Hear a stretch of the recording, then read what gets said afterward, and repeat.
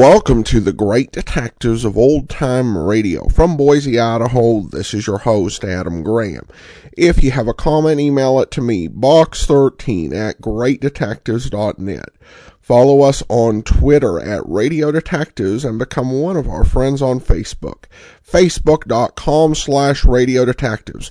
I want to encourage you to pick up my short story, An Ounce of Prevention.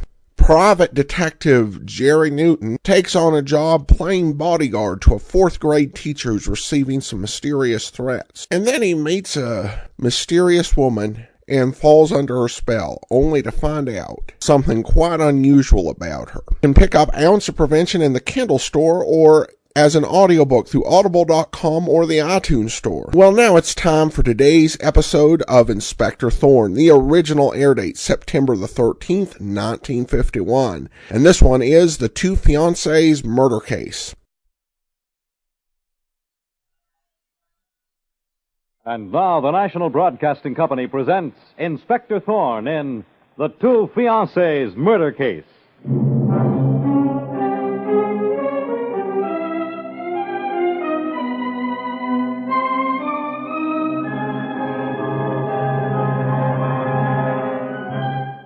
Tonight, the National Broadcasting Company presents the exploits of the spectacular young Inspector Thorne of the Homicide Bureau, whose investigations rank with many of the most celebrated ones in the annals of crime fiction.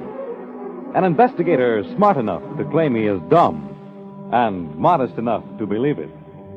Tonight, Inspector Thorne turns to The Two Fiancées Murder Case.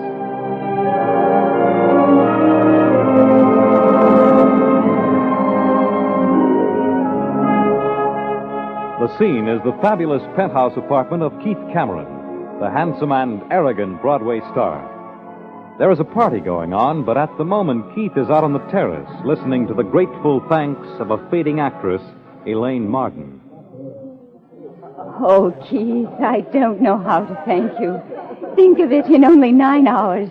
At 11 o'clock this morning, I'll be auditioning for John Swenson's new show.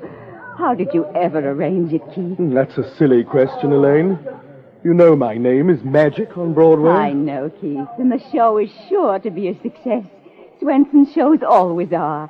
And I'll be back on top again where I belong. I arranged for an audition, not a contract, Elaine. Oh, they'll take me for the part. They must, Keith. It's been so long since I had a good part. Since you had any part. And I'll owe it all to you. Keith, why don't we get married now, right now? Elaine, you know, I'll have to prepare my public gradually for the shock. Keith Cameron married. Oh, that'll come as quite a blow to a great many women. But why must we keep it such a close secret? Why not tell our friends? We will, Elaine, we will. I heard you, Keith Cameron. I heard you tell Elaine you were going to marry her. Why, Carla Carroll, what are you doing out here on the terrace? I heard everything, Keith, about your arranging the audition for her, about your secret plans for marriage.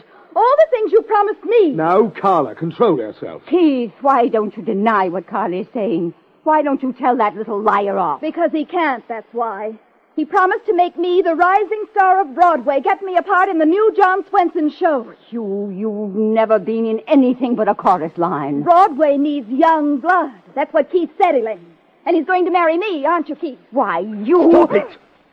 No, I can't stand emotional scenes. So, it's true, Keith. You did promise to marry Carla, just as you promised to marry me. No, I've had enough of this. And of the party. I want everyone to leave immediately. You won't get away with this. I warn you, Keith. Not even the great Keith Cameron can have two fiancées and live.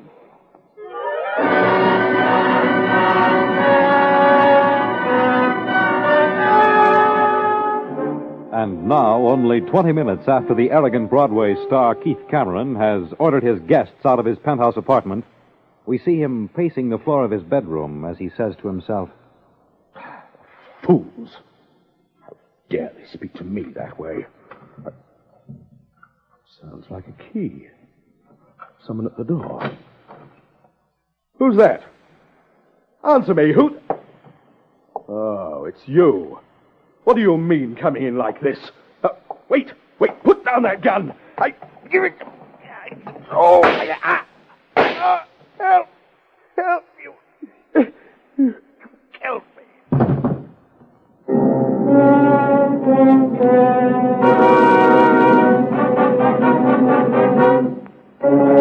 It is some time later that same night that we see the spectacular young Inspector Thorne of Homicide and his assistant Sergeant Muggan arrive at the murder apartment and speak to the frightened man who opens the door for them. You are Jack Parker, the man who phoned in that Keith Cameron was murdered? Yes, I am, Inspector Thorne. This is my associate, Sergeant Muggan. Evening. I was, that is, Keith Cameron's theatrical agent. I know that, Mr. Parker. I called you just as soon as I found Keith murdered. The call came in at exactly 3 a.m. Were you in the habit of visiting your client at that hour of the morning? Well, you don't understand, Inspector Thorne. Keith was having a party. At least that's what he told me. I was delayed by some business, but I was sure the party would still be going on. I see. Just where is the body, Mr. Parker? In the bedroom. Here, I'll show you. Wait right there, please. Sergeant Muggan and I will investigate the scene of the crime by ourselves. Boy, this is some room. Yes, and some corpse, Muggan. Murderer didn't take any chance on missing. Those shots were fired at close range. It's a shame.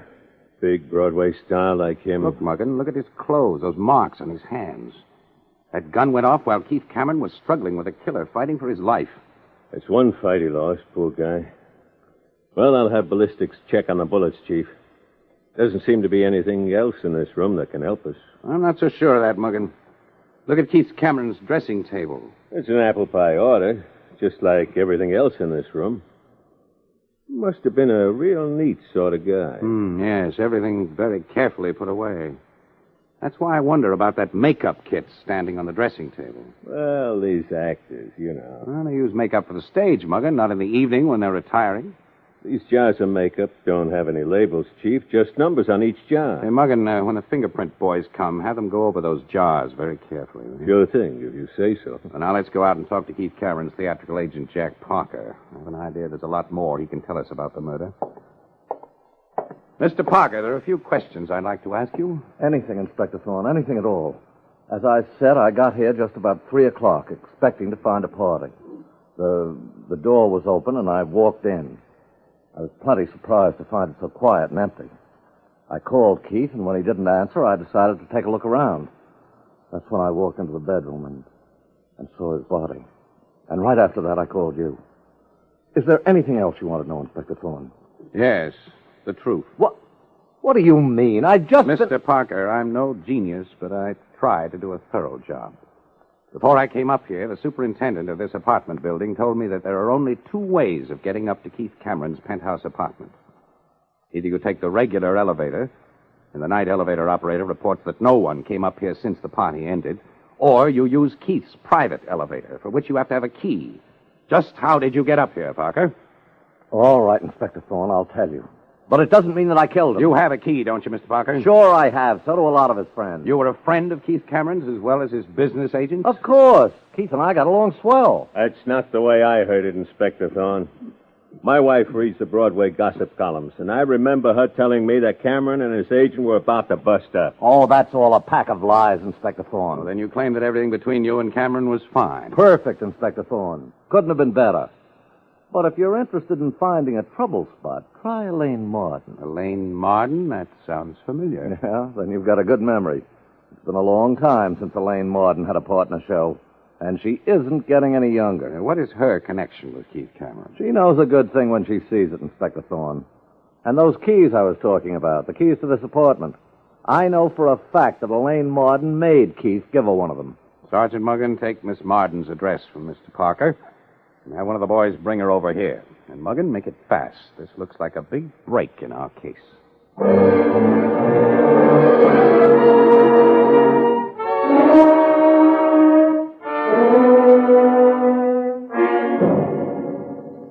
Well, here she is, Inspector Thorne. Elaine Martin. The boys say they're sorry it took so long. Sit down, Miss Martin. I can't believe it. I just can't believe it. He's dead. Miss Martin, when my men went to your apartment, it was almost 4 o'clock in the morning, but you weren't in. I came along while they were ringing the bell, and then they told me. Just where were you until then? Out At a nightclub, the Green Feather. There were quite a few of us there from Keith's party. Now, what happened at Keith's party, Miss Martin? I understand it ended unusually early. Keith was an actor, Inspector Thorne, and like all actors, temperamental. All of a sudden, he asked everybody to leave. Said he wanted to be alone. Well, there was no reason for his saying this. Nothing had occurred to upset him. Nothing that I know of. That's when some of us decided to meet at the Green Feather. It seemed too early to go home. But I'd never have gone. Not if I'd known what was going to happen to my darling Keith.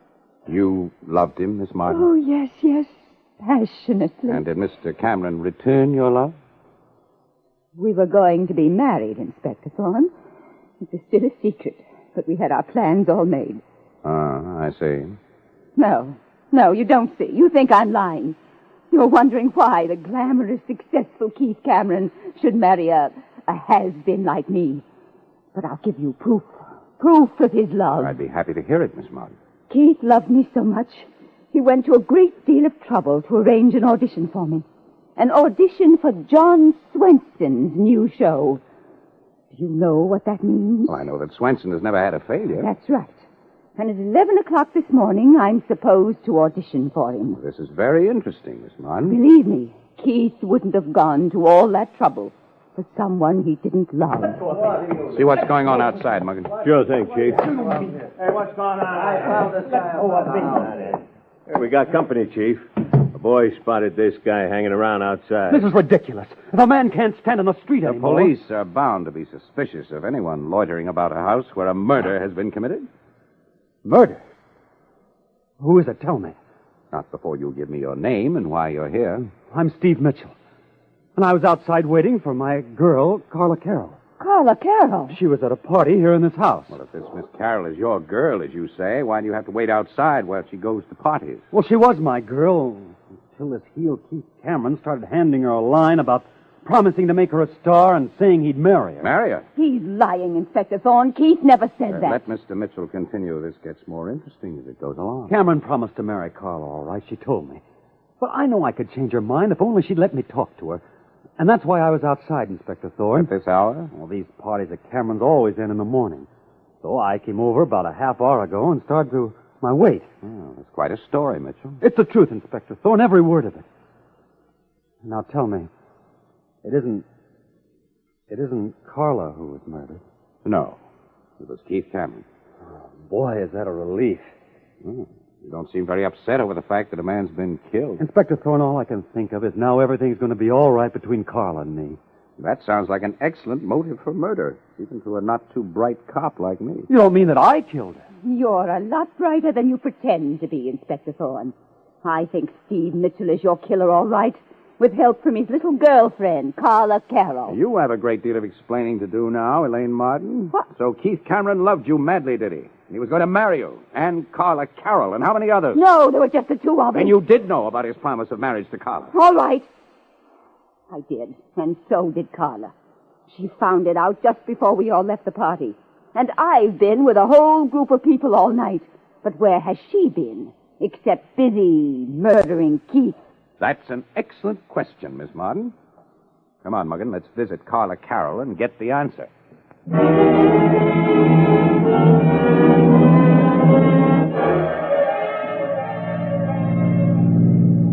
This sure is some case, Inspector Thorne. Every time you turn around, you find a new suspect. Drive down this street on your right, Muggin. I think it's a shortcut to Carla Carroll's house. Okay.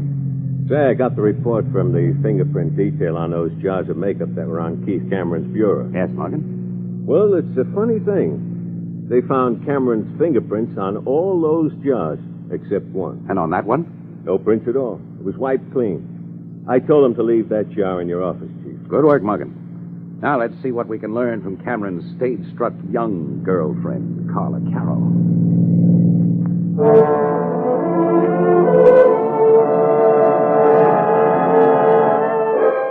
And now, at the apartment of the stage-struck young Carla Carroll, we hear...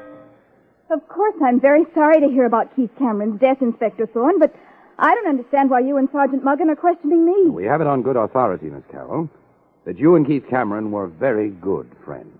We were friendly, the way people in the same profession usually are, but nothing more. Well, is it usual for a top star to be friendly with a rank beginner? I don't know who you've been talking to, but you have your information all wrong. I am not a ranked beginner. I've appeared in a sizable number of little theater productions and been in 2 Broadway shows. Well, did you have big parts in the 2 Broadway shows? What if I didn't? You have to start someplace. The well-known star Keith Cameron would be an excellent starting place up the ladder of success for an ambitious young actress. Keith and I were just friends. You weren't secretly engaged? Of course not. Miss Carroll, this is your key ring here on the table? Why, yes. You don't mind if I look at it? Perhaps if you tell me your reason. This is my reason, Carla Carroll. This key, which I took out of my pocket and which exactly duplicates one of the keys on your ring. There are lots of keys that look alike. But only a few which would unlock Keith Cameron's private elevator in his penthouse apartment. We can go over there and try your key. Never mind, Inspector Thorne. That's the key to Keith's place. And you still say you were only casual friends, Miss Carroll? We were engaged secretly, but it's hard to explain. Oh, just how did Keith Cameron explain having 2 fiancées, you and Elaine Martin? That's it. I mean, I didn't learn that he was also engaged to Elaine Martin until tonight at the party, but I didn't really care. That's hard to believe. But it's the truth. You see, at first I was kind of overwhelmed by the idea of the glamorous Broadway star Keith Cameron being in love with me, but after a while, I wasn't so sure I was in love with him. And just when did you become convinced that you no longer loved him? Tonight, when I found out about him and Elaine. My pride was hurt, but after I left, I discovered I wasn't one bit unhappy, Inspector Thorne. And where did you go when you left the party, Miss Carroll? I came straight home, alone. And you've been here ever since, thinking this out. Look, Inspector Thorne, this is ridiculous. Completely ridiculous. I didn't murder Keith Cameron. I had nothing but friendly feelings towards him. And I think you could spend your time better looking for the real murderer. Well, I'd be happy to oblige, Miss Carroll. You don't happen to know just who that is, do you? Maybe I do. Have you questioned his agent, Jack Parker, yet? We spoke to him. What did he say about that big blow-up he and Keith had the other night? Well, not a word about any arguments. He said they got along fine. That's a laugh. He used to fight like a cat and a dog. The other night, when Jack Parker came over to see Keith... Get down, Parla, get down, Mug, and turn off that light. The killer's on the fire escape.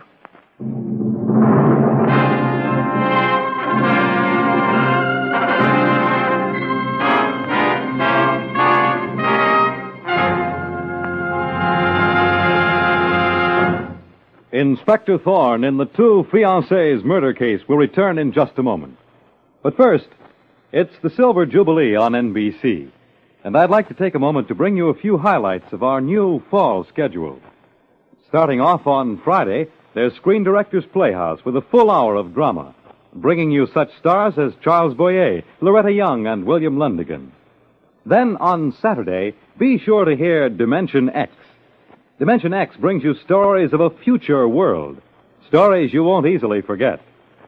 Then on Sunday evenings, be sure to hear Theater Guild on the Air, with a full 60 minutes of great drama brought to you with the most capable stars of both stage and motion pictures.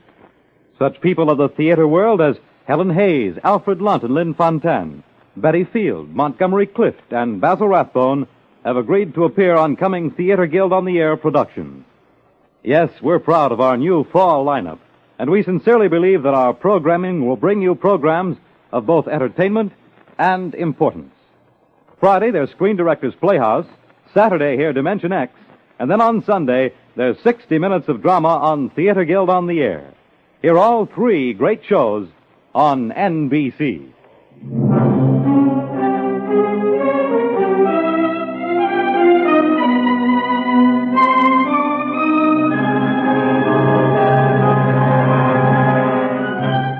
Now back to Inspector Thorne and the 2 Fiancées murder case.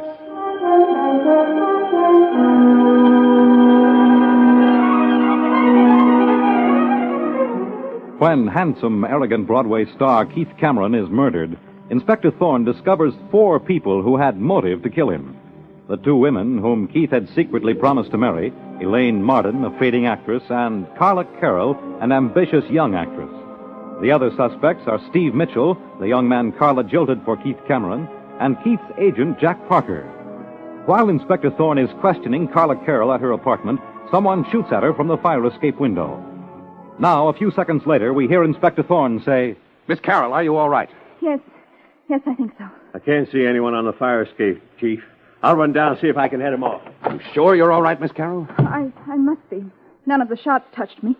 So I was sitting right by the window. Oh, our killer seems to have a very bad aim. Well, now, Miss Carroll, if you're up to it, how about finishing what you started to tell me before the shots were fired? Oh, about Keith and his agent, Jack Parker. Keith was going to fire him. Are you sure of this? I heard Keith threaten Jack Parker with jail. Keith said Jack had been stealing money from him and covering it up with false bookkeeping. I got it, Let Chief. me go. No other than Miss Elaine Martin herself. Let go of me. How dare you drag me in here like this? She was downstairs, Inspector Thorne, trying to make a fast getaway. Okay, Sergeant Morgan, let her go. Now, Miss Martin, will you explain to us what you were doing here at 5:30 in the morning? It's very simple, really. I couldn't sleep. I was too upset about what happened to poor Keith. And I thought maybe a walk would make me feel better. And so you walked halfway across town to Carla Carroll's house. I had no idea Carla lived anywhere near here. She doesn't have any gun on her, Chief, but we can search the neighborhood. Yes, do that, Morgan. And get me a ballistics report on those bullets lodged in the wall near Miss Carroll's chair. Right, Chief. Just what does this mean, Inspector Thorne?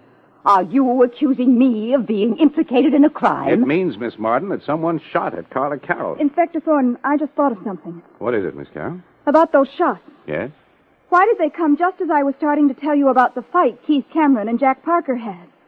Who'd want to keep me from telling about that? Except Jack Parker.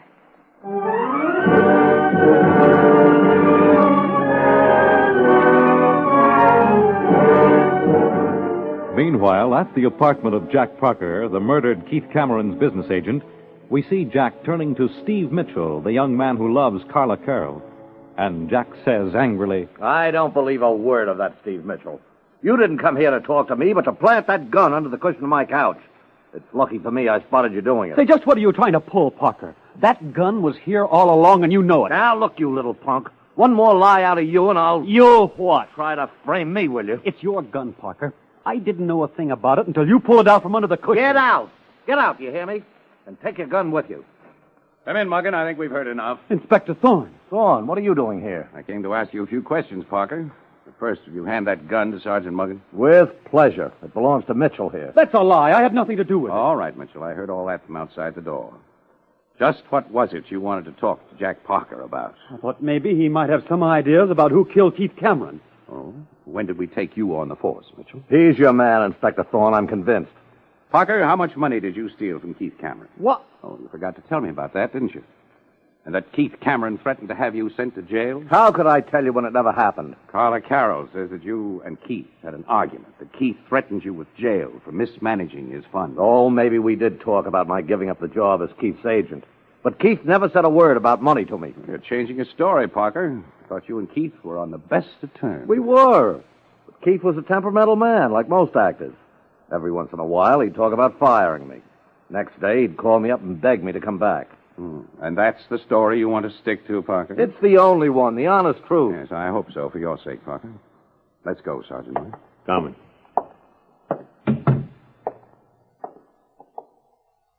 You leaving those two alone in there, Chief? It's all right, Morgan. You have the gun, haven't you? Yeah, sure thing. Well, something tells me I have the solution to the case. What? Who did it, Chief? Well, I want to be absolutely positive before I name any names, Morgan.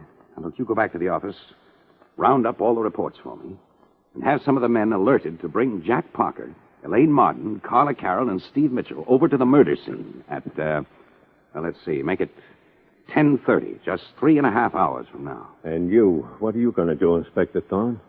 I'm going to visit the place where Keith Cameron used to order his special stage makeup.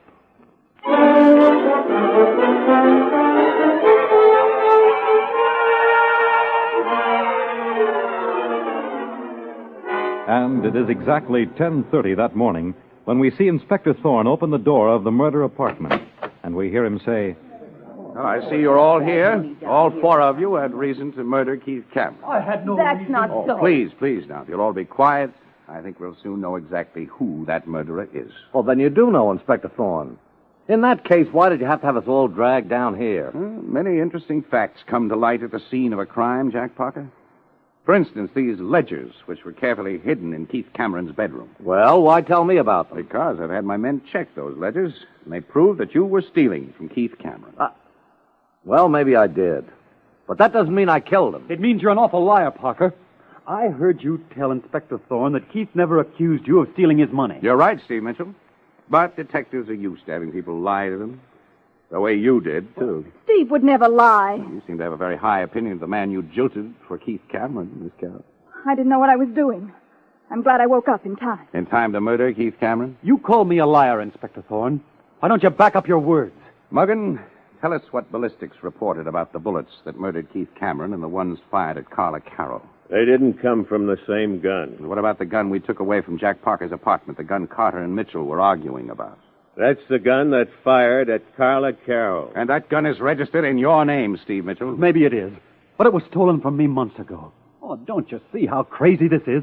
You can't accuse me of wanting to kill Carla, the girl I love. You didn't fire those shots to kill Carla, but to convince us she was innocent, because you were convinced she was guilty.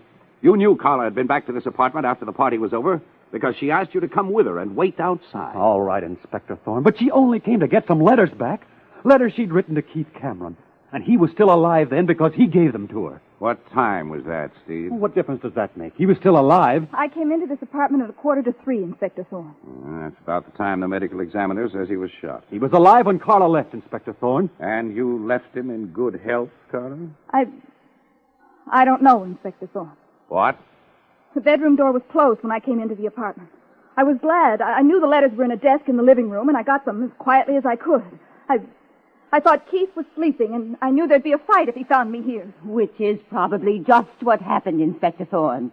He found her here. They had a fight, and she shot him. That's not so. It isn't. I would know how to fire a gun. Well, evidence bears you out on one point, Miss Martin. There was a fight between Keith Cameron and his killer. There, you see? A very important fight. The one that will convict a murderer. What do you mean? Just this, Mitchell. I remember all I've read about how actresses need lots of beauty sleep when they're working. The reason for that should be obvious. And then I begin to wonder why a fading actress like you, Elaine Martin, should take the risk of staying out all night before an important audition. I told you. I just went to a nightclub with some people. That's not a good enough reason, Miss Martin. Do you know of any better one? Yes. If you had murdered a man and wanted a good alibi. Now, really, Inspector, this has gone far enough. I also started wondering, in my slow way, why somebody had stopped to use Keith's makeup after murdering him. Use Keith's makeup? Yes, Mr. Parker. Someone had wiped all the fingerprints off one jar of Keith Cameron's special makeup. The only explanation I could figure out was that for some reason they'd used that jar and then had to clean it off. But makeup, Inspector Thorne, that just doesn't make sense. It will, Miss Carroll. I'm sure you'll be interested in this, Elaine Martin, because it concerns you. What? And the scratches you've been trying to cover up ever since Keith Cameron inflicted them on you in his death struggle. Scratches? You're mad, Inspector Thorne. I spotted them the first time I spoke to you, but I was sure I had a murderer when the makeup expert said that the jar I brought him was used especially to hide scars and blemishes and scratches. Just what does that prove? That after you murdered Keith Cameron, you used his makeup to hide the scratches. And you were careful to wipe your fingerprints off the jar. Too careful. You forget. I have an alibi. I was with a great many people all night long. Too many people. We checked them. Not one will swear that he saw you every minute of the time. No, Elaine Martin, you had plenty of chances to slip away unnoticed, murder Keith Cameron, and then hurry back. You have no alibi. And I have the evidence which proves you killed the man who had been deceiving you. You thought of everything, didn't you, Inspector Thorne? Well, I'll tell you one more thing you didn't think of. One more thing that proves what a rat Keith Cameron was. That audition this morning. That was my last chance. My very last chance to get a part in a Broadway show. And you know what Keith told me as I was leaving his party? He told me he was going to cancel it. He told me not to bother showing up for the audition. You admit you murdered Keith Cameron? Oh, I admit it. I murdered him all right. But not only because he was double-crossing me with a girl like Carla Carroll. Remember that, Inspector Thorne. He was double-crossing me on everything. Everything he'd ever promised. He deserved what he got. You'll have your chance to tell that to the jury. Take her in, Sergeant Muggin.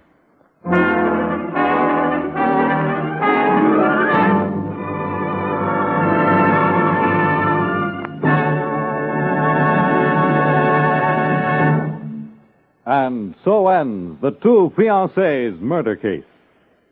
The part of Inspector Thorne is played by Stotts Cotsworth. Direction by Edward Slattery. The script was written by Geraldine Merkin, based on the original story by Frank and Ann Hummert.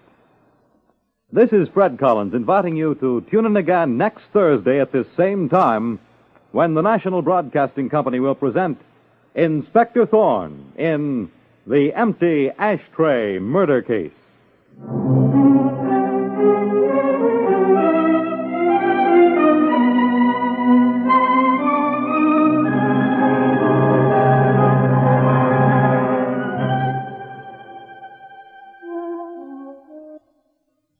Monday through Friday, hear Woman in My House on NBC.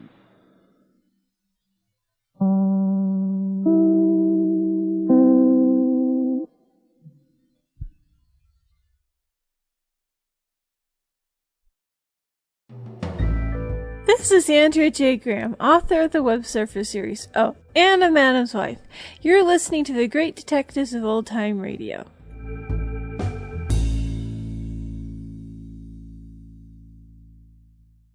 Welcome back. The idea of the young man trying to just nonchalantly plant his gun in the agent's apartment and be like, I didn't see that before I came in here. It was pretty clumsy. But I'm glad that it turned out that the young couple wasn't actually involved. It turns out their only crime was being a bit young and dumb. And that's one that can be cured with time. At any rate, we turn now to listener comments and feedback. And we have several on Facebook. Joey writes in, definitely my favorite Inspector Thorne episode so far. And then Stephen says, I was humored by the listener comment this week. He loves Inspector Thorne and he's never heard him before.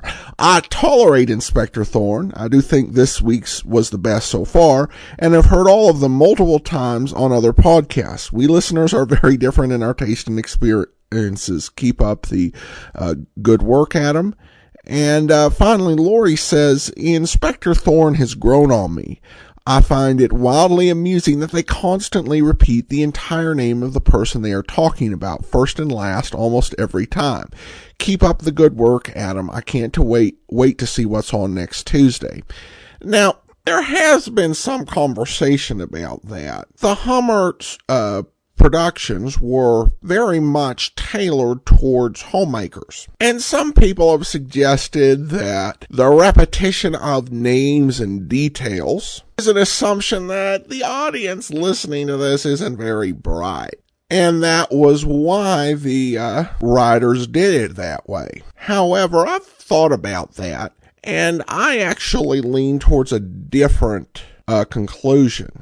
I think the reason that these were set up that way is because it was targeted towards homemakers. There may have been an assumption that they'd be more likely to have to deal with interruptions that would cause them to miss some sort of key detail. I'm guessing, but I think that is probably closer to why they did it that way than in some way thinking less of their audience. And we don't have a definitive answer, but that's my best guess. And it certainly is an interesting feature of all the Hummert productions. All right, well, that will do it for today. Join us back here tomorrow for Richard Diamond. And then next Tuesday, it's another episode of Inspector Thorne. In the meantime, send your comments to box13 at greatdetectives.net. Follow us on Twitter at Radio